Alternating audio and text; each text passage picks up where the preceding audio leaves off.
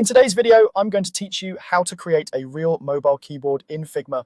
First, open your browser and head over to figma.com. If you already use Figma, you'll feel right at home. If not, don't worry, everything we'll do is available right in the browser. Once the home page loads, look for the community section. This is where designers share files and resources you can use and learn from. Inside community, go to the search bar and type mobile keyboard. You'll see a mix of files and plugins, but for this tutorial, we want a ready-made, editable keyboard file. If you see filters, choose files so you're looking at design resources rather than plugins. From the results, find the community file titled Mobile Prototype Keyboard. This resource is a solid, realistic starting point with multiple layouts that mirror what users expect on their phones.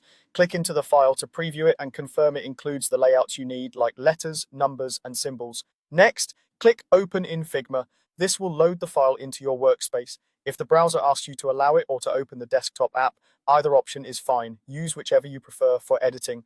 Once the file opens, zoom out to view all the keyboard layouts on the canvas. Seeing everything at once helps you understand how the variations are organized. You'll likely notice frames for different states, consistent spacing, and reusable components. Take a moment to click around, select a key, look at its properties, and check whether it uses auto layout or constraints.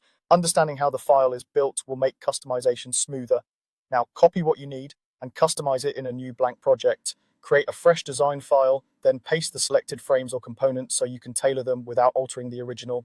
Start with basics like colors, typography, and corner radius to align with your app's style. Keep spacing consistent by editing component styles rather than individual keys, which preserves responsiveness across layouts.